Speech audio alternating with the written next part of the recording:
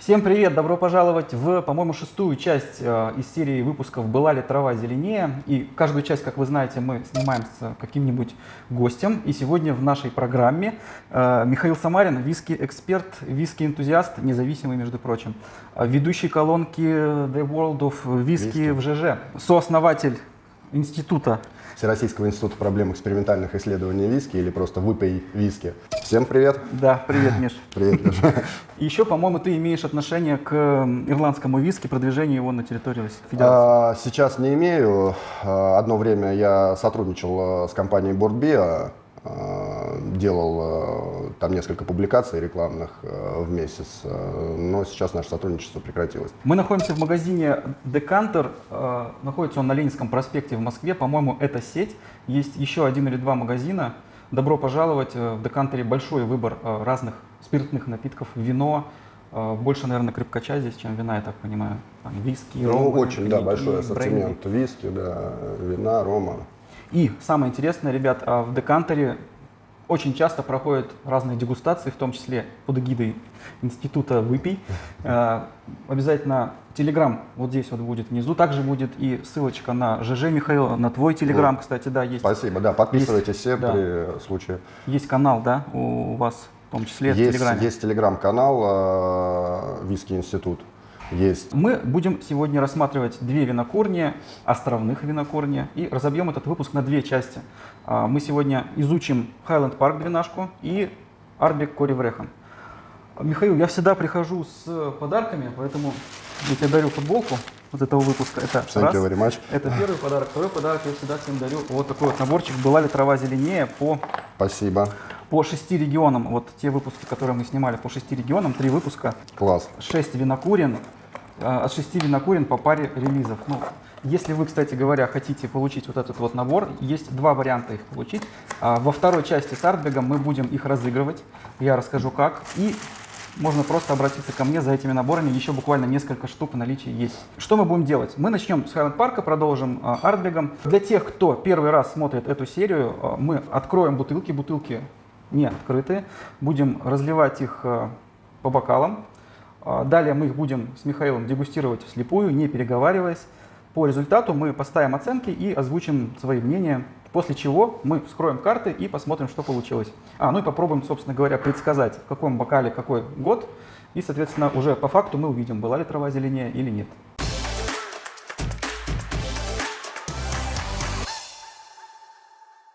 Итак, мы снимаем первую часть, Highland Park. Highland Park винокурня находится на Аркнейских островах. Низких островах. Мы, наверное, знаете, очень много вопросов Михаилу поступило от подписчиков, от соратников, так скажем. Вот, поэтому мы больше, наверное, будем по вопросам гулять, нежели чем рассказывать о винокурнях, потому что винокурня достойна, наверное, прям отдельного выпуска. Но кое-что, конечно же, интересное мы повспоминаем, я думаю. Да, был я на этой винокурне. Ты был, да? Да, есть что вспомнить. Но на самом деле не очень нам там понравилось. Мы были группой виски-энтузиастов, потому что плохой экскурсовод был. И нам ничего не показывали, ничего не рассказывали. И много к этому вопросов осталось. А сами Аркнейские острова — потрясающее место, всем рекомендую. Так, я пока буду разливать и к тебе с вопросами приставать. Давай. Значит, самый первый вопрос, так, чтобы разрядить обстановку, я, наверное, уберу вот эти вот коробочки. Ну, коробочки на самом деле очень интересные здесь. Если не ошибаюсь, датский художник, это вот современная коробка двенашки, изобразил некие рисунки, изображенные на датской церкви какого-то там очень лохматого века, борьба змеи со львом, если не ошибаюсь. Винокурня основана в 1798 году, и вот здесь вот на новой коробке вы можете увидеть вот такой вот круглый знак. Это называется, по-моему, Inner Society, что-то такое. Inner Circle. Inner Circle — это что-то типа, вдохновившись успехом, наверное, Ardbeg'a с их комитетом и с Лафройга с их Friends of Lafroig, Highland Park вот сделал свой Inner Circle. То есть тоже можно там подписываться, там получать какую-то информацию и так далее и тому подобное. Значит, у нас два релиза, 2014 и 2021 год. Двенашка. Если двенашка 2014 года называлась просто Highland Park 12, то здесь у нас Highland Park Viking Ona. Вот такие вот разные отличия здесь есть. И что интересно, QR-код на тубе 2014 года, хотя QR-коды, в общем-то, более популярны стали сегодня. Спонсор выпуска — магазин Drum of Spirit. Товары для коллекционеров, дегустаторов, бокальчики, стаканчики, бутылочки. Добро пожаловать, ссылка тоже внизу будет. Для Highland Park мы используем из этого магазина вот такие вот бокалы. Для Арбига зеленые. Да, цветонепроницаемые. И частично света. Почему? Потому что здесь видно хорошо, что двенашка 2014 года, она чуть вот рыжеватая, да, Миш? Или мне кажется? Сложно под таким освещением. Ну, в любом случае, в бокалах мы в темных различия не увидим. Но я решил не рисковать, думаю, наверное, лучше вот Да, взять. да, потому что все равно они все Високие. подкрашенные. Окей, я разливаю, потихоньку тебе задаю вопросы. Значит, первый вопрос, чтобы разрядить обстановку, от канала. Кстати, много вопросов поступало именно от коллег, такая активность. То есть других блогеров и ведущих каналов. Ты знаешь такой канал «Женя пьет»? Честно говоря, нет. Ага, вот, а он очень тебя любит, уважает и задает вопрос такой, знаешь, для разрядки. Я сейчас тебе его процитирую. Михаил, знаешь, вот как он спросил. Михаил, вы всегда с таким серьезным видом ходите и даже спите? Вот да, так. наверное, всегда стараюсь улыбаться, но, видите, получается, наверное, не очень, если такие вопросы задают. Но вроде я не такой серьезный в жизни. Понятно, вот так, понял, Жень. Алекс Куликов, мой подписчик, задает вопрос, вот твое мнение, какой виски понравился бы девушке? То есть, видимо, он там выбирает подарок своей девушке, и, видимо, он, наверное, хочет как-то подсадить, показать красоту мира виски там женскому полу. Наверное, такой вопрос интересен многим подписчикам. Девушки разные бывают. Бывают и любители дымных, торфяных образцов, причем к этому приходят сразу. У меня были такие случаи, когда я устраивал дегустацию для подруг жены, и девчонкам прямо нравились торфяные релизы. Но обычно я вообще, такой вопрос мне часто задают, с какого виски вообще в принципе начать. Нужно начинать с каких-то легких нейтральных образцов типа Балвини, 12-летний Даблвуд. Наверное, девушкам понравятся сладенькие, такие более хересные релизы с довыдержкой в хересе, портвейне, в любом вине. Типа Макаллан 12 Шерри Оук? Ну, да, наверное. Ну, хотя Макаллан 12 Шерри Оук такой достаточно слабенький. Возможно, понравится Глендронах 12-летний, который вот у тебя недавно выиграл. Хотя я, если честно, не согласен с результатом. С результатом, да. Выпуск вот здесь вот. Это речь о рейтинге, выбор подписчиков виски начального уровня. Но даже у Гены Селиванова в Брюс-баре проходила такая же вот слепая дегустация. Они выбирали лучшие 12-летние виски. И, насколько я помню, там тоже выиграл в Глендронах. То есть это показатель. Людям он нравится. И я думаю, он нравится из-за того, что он очень яркий, ягодный, хересный и такой понятный виски для всех. Хотя, на мой взгляд, достаточно простой. Перемешаем. Нет смысла нет мешать. Я Может, все равно, порядка, да, я думаю, не знаю, да, для порядка мешаю. Отворачиваюсь. Кстати, Михаил проводил такую серьезную работу по сравниванию Highland парков. Я помню, ты двенашку там какую-то вообще лохматую У меня, где-то значит, нашел. есть, не так давно я писал пост, он называется «Деградация 12-летнего Highland Park». Этот пост есть в лайв-журнале, есть в Инстаграме там частично. Ну, в общем, можно найти, если что, пишите, я скину ссылку. И я там сравнивал вслепую как раз вот эти вот два релиза, хотя я небольшой поклонник вот этого старого релиза, ну, если его можно назвать старого, 2014 года, я не помню по годам там, но вот этикетки такие же были. Он мне раньше не нравился, но по сравнению с новым релизом я понял то, что он интереснее. Нельзя сказать то, что он там значительно интереснее, но, по-моему, разброс в баллах там 3 или 4 балла есть, то есть все равно. Это как бы достаточно значительно. Ну вот сейчас попытаюсь не упасть в грязь лицом и определить все-таки по памяти, какой из них новый, какой старый. Посмотрим, что у нас здесь, в бокалах. Двенашка вышла, первая двенашка, ну, по моим данным, вышла в 1979 году. 20% солода они используют своего, причем это копченый солод. Сами его коптят? Да, сами его коптят, у них есть своя солодильня. Торф добывают на болотах там же, недалеко, которые называются Хоббистер-Мур. И при этом в конце весны они нарезают, ну то есть определенный промежуток времени, они нарезают 350 тонн, на минуточку, этого торфа. Это прилично. Я даже вот не представляю, то есть как это болото еще жило, если не столько его там вырезают. Вот. А Simpson Maltings поставляет им остальной ячмень. Откуда они его берут, кстати, не знаю. Покупают у крупных поставщиков. Да, и скорее всего вполне возможно, Даже что не даже не шотландцы. шотландский, да. Бочки тоже интересно, это Edrington Group, и бочки у них все свои, при этом они сдают их в аренду. Highland Park использует исключительно хересные бочки. И соотношение используемых бочек, ну точнее, по крайней мере, по-моему, складские данные, это 20% first fill и 80% остальные. Вот. Какое соотношение использовалось ранее там, и сегодня, непонятно. Опять же, какое соотношение местного солода использовалось в 2014 году и в 2021, непонятно. Хотя, ну, наверное, такие какие-то субъективные выводы можно сделать. Ай, да тут они вообще там свой солод, по-моему, не добавляли, да, там здесь там дыма не чувствуется. Там. Или здесь вообще хересных бочек, там, фестфильных, там, не знаю, вот столько. Я думаю, да, с каждым новым выпуском, не знаю, с каждым годом, но вот с обновлением релизов вот создается ощущение такое, то, что бочки становятся все более рефильнее и рефильнее. То есть циферка 12 пишется, там, или указание возраста пишется, а бочки там уже совершенно не такие активные, как были раньше. Это вот, ну, в тему «Была ли трава зеленее?». Это, конечно, не свойственно всем винокурням, но очень много таких случаев вот на моей практике. И вот Highland Park, Macallan, вообще Edrington Group, мне кажется, старые релизы, вот, по крайней мере, те, которые мне доводилось пробовать, они интереснее. Так, ну что, у меня есть предварительные догадки, результаты, я уж не буду там расписывать, потому что я... Ну, ты какую-то оценку поставишь такую просто навскидку? Потому что мы в каждом выпуске ставим оценку, поэтому, да, она, наверное, уже как бы, я так думаю, зря мы это делаем, но вот уже как-то традиция сложилась. Поставлю, легко поставлю, тем более я к этому приучен, но я вообще не могу дегустировать виски и не оценивать его. Значит, вот образцу, который находится слева, но он совсем простенький, я поставлю 81 балл в совокупности. Образец справа, ну вот от меня, интересней в ароматике, насыщенней, более дымный. Первый релиз, в нем вообще какие-то бражные ноты, карамелька. Ну, то есть я бы вот этому виски вообще 12 лет не дал.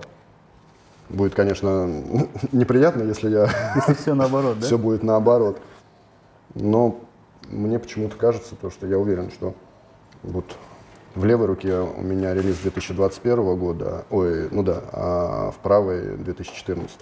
Ну, по крайней мере, по ароматике они сильно отличаются. В левой руке сникерс.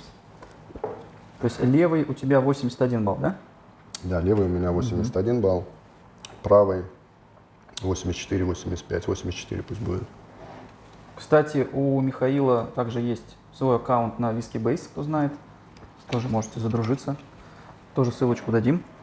Вот там довольно приличное количество релизов Михаил уже, так скажем, обработал, поставил оценки. И всегда, кстати, смотрю, тоже, когда пишу какую-то заметку, обращаю внимание, там вкладка появилась «Друзья», и всегда смотрю, сравниваю результаты с Михаилом, если они есть. Спасибо, взаимно. Я тоже просматриваю твои заметки, твои оценки, да и вообще всех своих знакомых. Очень интересно после того, как продегустировал виски, но только это нужно делать после того, когда ты уже оценил виски, написал заметку, и вот после этого сравнивать впечатления очень интересно. Всем рекомендую. Да, я, кстати, тоже, более того, я не смотрю оценку вот эту среднюю перед тем. Да, чтобы ничего не Я влияло. как-то так даже закрываю так экран, проматываю. Не смотрю, кстати, бочки, потому что тоже еще хочется угадать. Ну, сэмплов много, берешь там какой-то, ты уже не помнишь, какие там бочки, что. Вот, интересная тоже такая игра. Еще вот пару слов о винокурне хотелось бы тоже уделить внимание, потому что очень интересная винокурня. У них здесь есть красивый такой вот символ, буковка H, видимо, скандинавского какого-то такого, да, покроя. Есть у них на винокурне, был точнее такой знаменитый кот, которого звали Барли. Он трагически погиб в 2006 году. Он там был в рейтинге, там, на втором месте рейтинга котов, мышеловов, винокурен. Вообще коты на винокурнях это, наверное, круто, потому что тут зерно, мыши, и с ними надо как-то сражаться. Еще мне понравилось то, что интересный такой факт, что всего 1% шотландцев были на аркнеях. То есть на самом деле даже сами шотландцы не такие большие любителей туда съездить. Ну, имеется в виду материковые шотландцы. Удивительно. Понятно, что... Хотя Оркнейские острова, на Оркнейских островах расположен большой порт. И туда причаливают круизные лайнеры. И по Оркнейским островам гуляют уйма туристов. Да, кстати, может быть, процент каких-нибудь скандинавских, какой-нибудь страны Скандинавии, может быть, даже и больше, чем шотландцев, ну, материковых. И очень сильно погода отличается. Если на севере, ну, то, если так можно выразиться, континентальной Шотландии, или там вот, ну, чуть-чуть вглубь проехать в город Инвернес, можно гулять в легкой кофточке, вот мы были летом, и в футболке, то на Оркнейских островах очень холодно, и погода там непредсказуемая. Нужно закутываться, ходить в термобелье, и суровая погода, расстояния небольшие. И это летом мы, когда ходили на яхте в экспедицию по Северному морю Шотландии, и мы несколько дней провели, пришвартовавшись на Оркнейских островах. Всю эту чудесную погоду ощутили. Видимо, вот в этом, в городе Киркволл, да, как раз? Ну, Киркволл находится чуть-чуть севернее, а мы в заливе Скап как раз. То есть мы с видом на винокурню. Залив Скапа, по-моему, считается самым большим портом в мире. Вот гавань, можно так сказать, как ни странно. Ну, кстати говоря, и вот Джон Огротс, и тот же Терса, по-моему, оттуда, там погода тоже такая недружелюбная, тоже очень сильный ветер, то есть такая очень похожая, такая низкая облачность.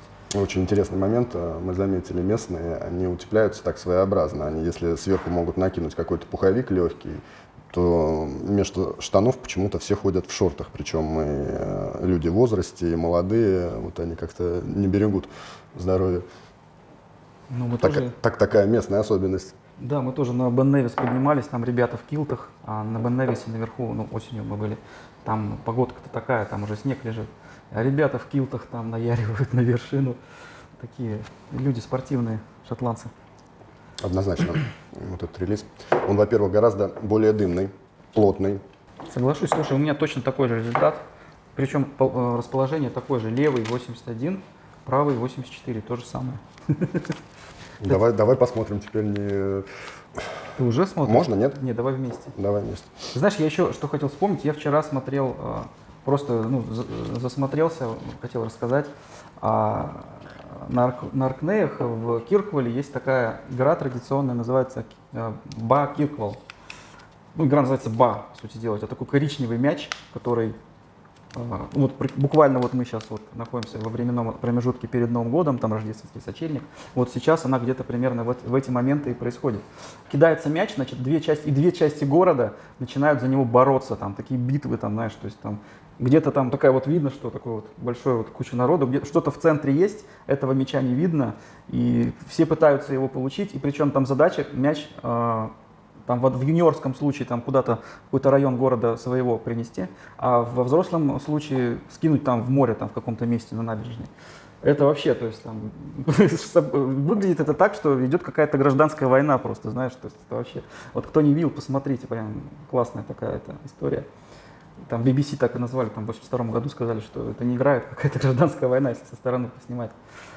Все, вскрываемся, да? Давай. Я про свои не рассказал, собственно. Да. У меня впечатление это то же самое, да.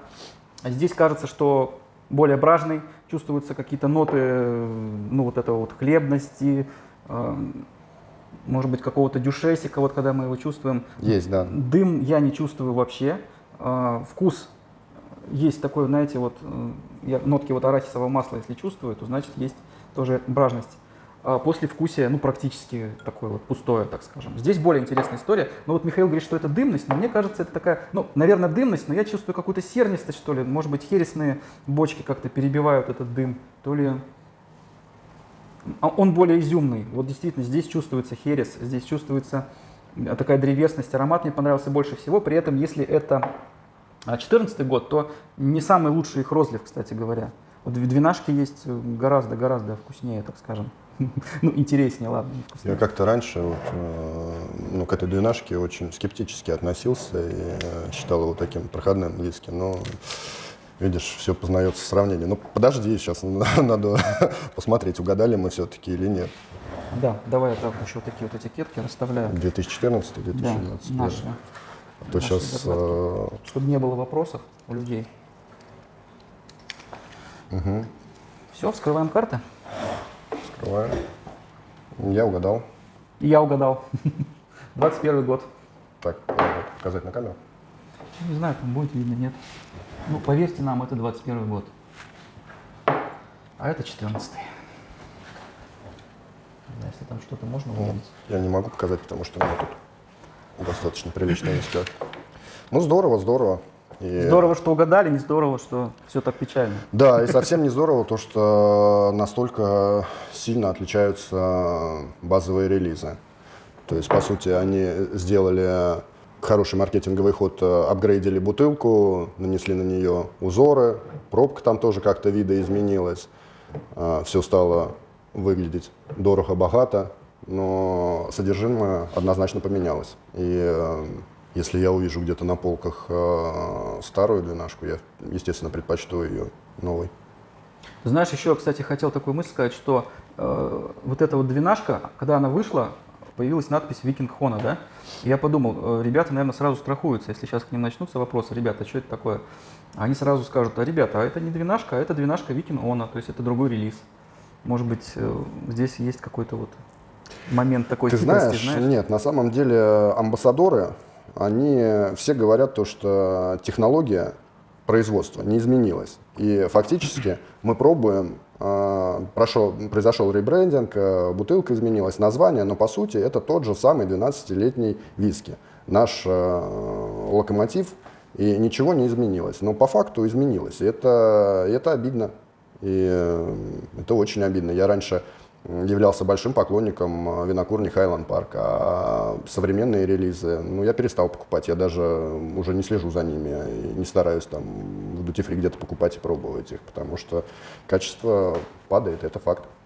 Ну да, и, кстати, стали продвигать коктейльную историю, когда начинают историю вот эти коктейльные. Ну, коктейльная история на самом деле не все так однозначно.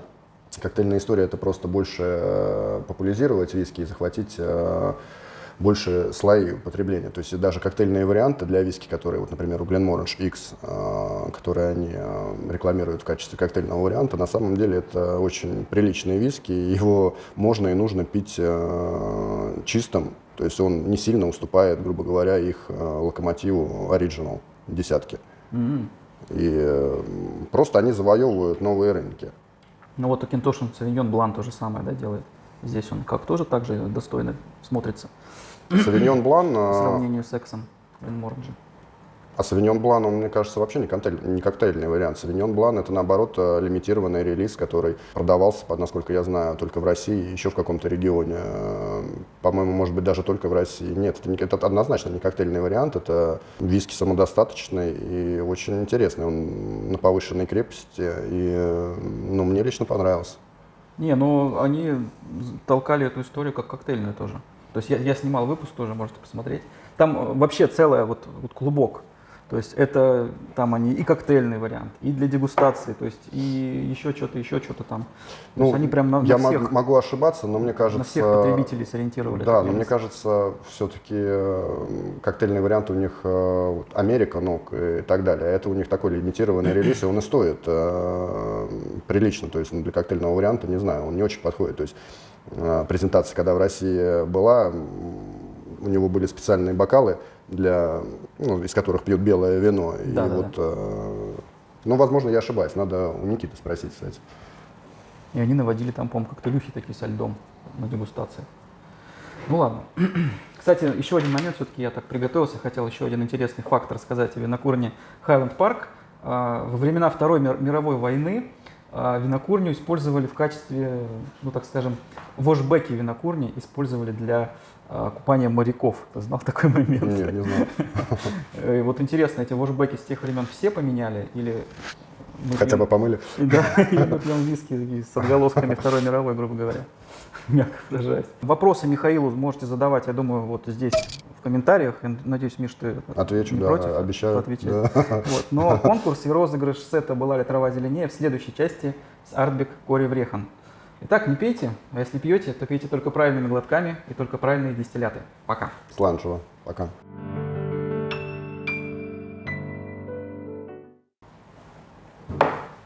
Видишь, мы с тобой на автомате 14 год взяли. Да, ну, Я уже стал слушай, обращать внимание на эти нюансы.